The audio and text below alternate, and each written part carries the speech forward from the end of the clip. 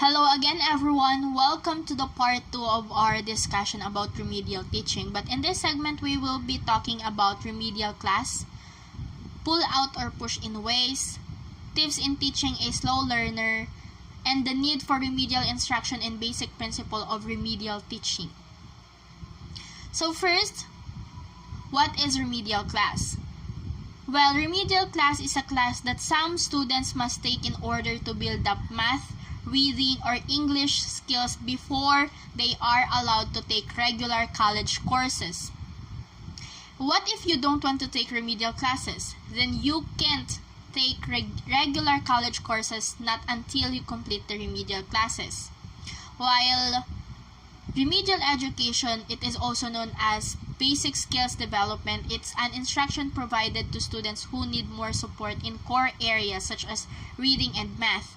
So, students are qualified for remediation because of their poor performance in those areas. This instruction can be provided in different ways. Such ways are pull out or push in.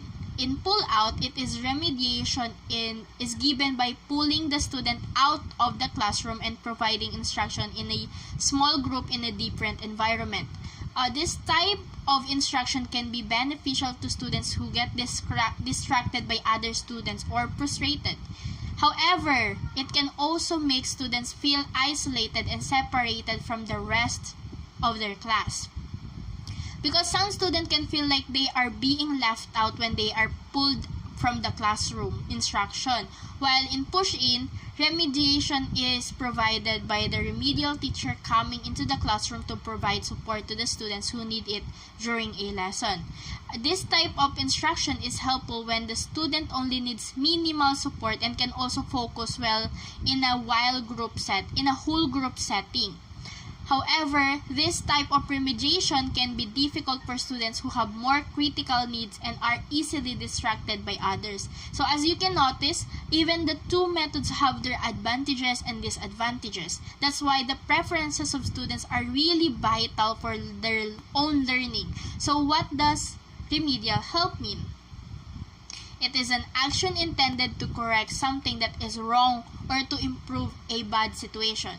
It is also to take an urgent and immediate remedial action. The remedial in classroom has two types of remediation. The short-term remediation is designed to get students ready for the summative assessment, while the ongoing remediation focuses on long-term skill development to address large gaps in background knowledge or basic skills. But all remediation usually occurs outside the classroom. So moving on to our third topic, tips in teaching a slow learner.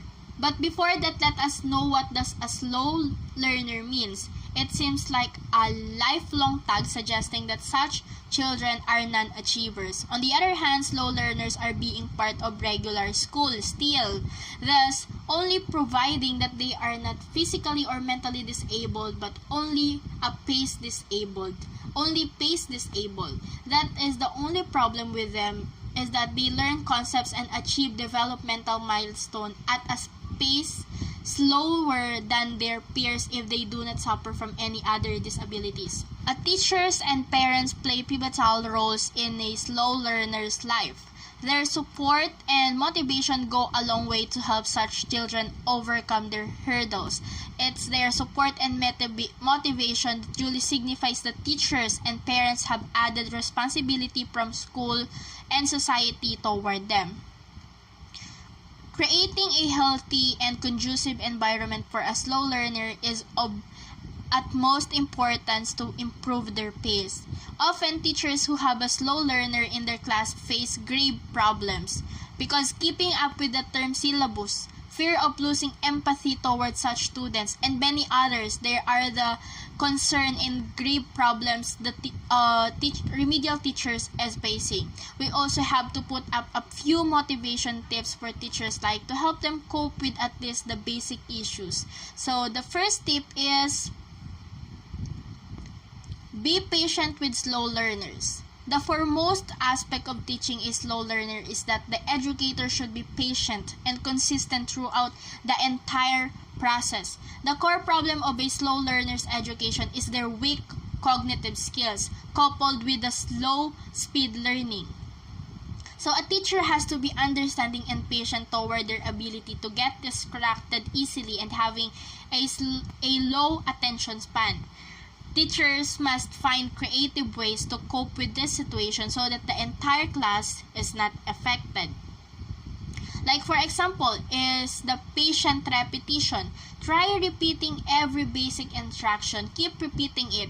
Keyword and concept time, and again without being boring. Do not overspeak but overteach.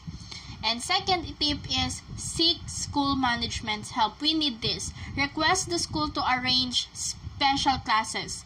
Check whether you can get a co-teacher or an assistant teacher for your class, because in this ways, this will help you or will help us concentrate to make our student concentrate better on them, while also engage fellow classmates in your efforts. Teach the other students to empathize with the special students and not to bully them.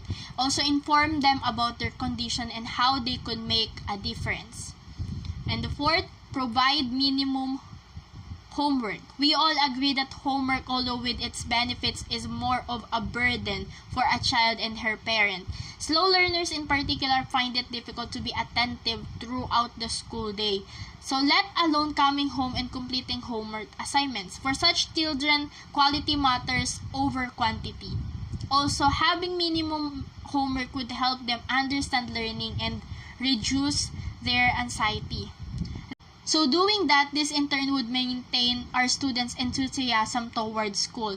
So an educator, we teachers can assign and alter homework personally and leave out small details that may be of little importance. Like, for example, a homework of writing an essay on an English chapter could be modified to reading the chapter twice and telling them to summarize the story with a better idea. Also, fifth, let a body teach. It is a peer tutoring works better for slow learners. When their teachers are of the same age, they get encouraged. But we could also try to let them select one or two of his or her friends to form a study group. Then assign the study group the task of reiterating the new teachings of the day and assisting with homework. And six, encourage and teach the right things. Invite them to come forward during art classes, school activities, or volunteering. Recognize and reward their participation. This would do wonders to their self-confidence. Teach special skills rather than unnecessary skills. Seventh, give them special takeaways like cheat sheets, mini dictionaries, or visually graphic information sheets, lesson pamphlets, or check out our stash of math tips and tricks. And 8, praise and raise them. Always praise every tiny effort of a slow learner in front of the class or in public. It is better that way because this would raise their self-esteem and confidence. And 9, to encourage constant parent-teacher association or work very closely with their parents. We also need to ensure the homework and tasks assigned are successfully completed on a daily basis. So be accessible and open to communication. Then as a teacher, make sure to listen out to parents' problems and help to solve them. And next, conduct a special meetings for their parents apart from the general PTA meets. And lastly, here's a few don'ts. Do not reprimand in front of the class. You may do that in private. Do not emphasize on writing. Concentrate on reading. Oral education is more beneficial for them. Do not let them quit trying. Instead, encourage them to continue their hard work, to complete their tasks even if it means postponing it. Still encourage them. Then, do not be overprotective. Let their slow learning not become their introduction. We all need to remember and timely remind ourselves while teaching slow learners that it is okay to let them learn things slowly than not learn at all. So our next topic is the need for remedial instruction. Teaching involves communication, that is, messages are being sent at one end and received at the other. When the messages are received as they are transmitted, then effective communication is believed to have taken place, because sometimes the message may not get across at all or may reach the other end in a garbled, distorted, and unrecognized version. So in such instances, a gap develops between teaching and learning. So there's a gap. Frequently, the learner has not learned what the teacher intended him to learn. In this case, a message is received, but it is not the one which was sent out.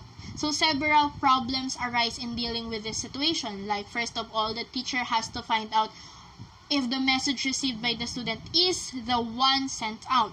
For that, the teacher has to rely on the feedback from the student what he has received. Usually, the student finds it hard to express what he has received, and this gives the teacher the impression that learning has not taken place at all. So the teacher tries to get the message across through repetition. But if the message received is a wrong one, it has to be cancelled before the correct one can be written in, and in order to not create problems of interference. This is one of the functions of remediation. Next, it can be inferred that diagnosis is an important factor in imparting teaching.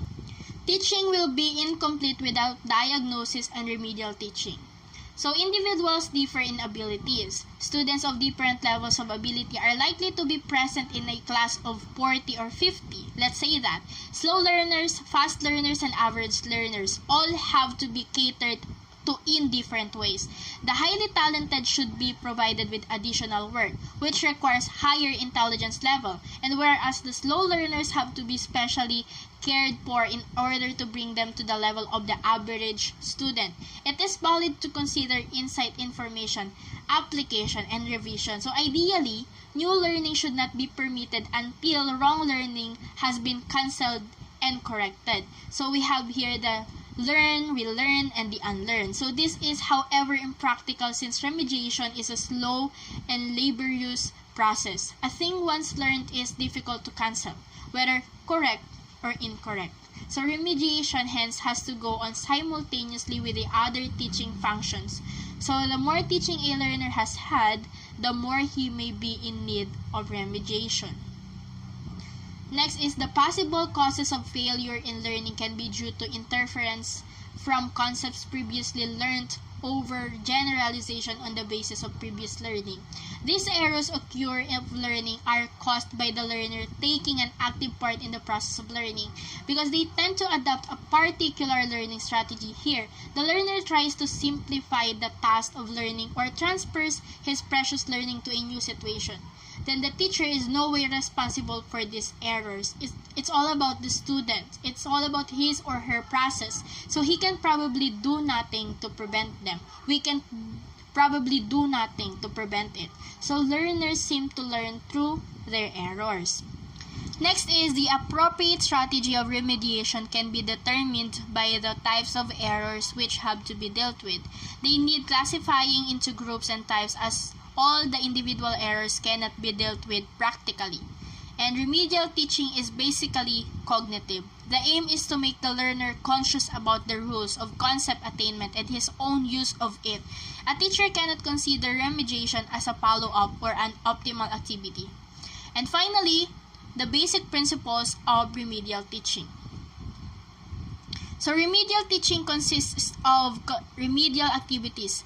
They are taking place along with the regular teaching outside the regular class teaching and usually conducted by a special teacher. Next is the type of remedial teacher given to the students depends on the character of the diagnosis made. If physical factors are responsible, then remedial attention should be provided. Next principle is the results of diagnosis have significance only if they constitute the basic for corrective teaching and for remedial procedures. Procedures which remove, alleviate, or compensate for causal factors in the child and his or her environment. Since general backwardness in subject is frequently due to inadequate mastery of the basic skills of reading, arithmetic, language, handwriting, and spelling, or inadequate command of the work, So hence, the corrective work in the basic skills plus improved motivation in the subject may be sufficient to effect improvement. And that's end our discussion. I hope you really learned a lot from this two-part video lectures. Thank you for listening.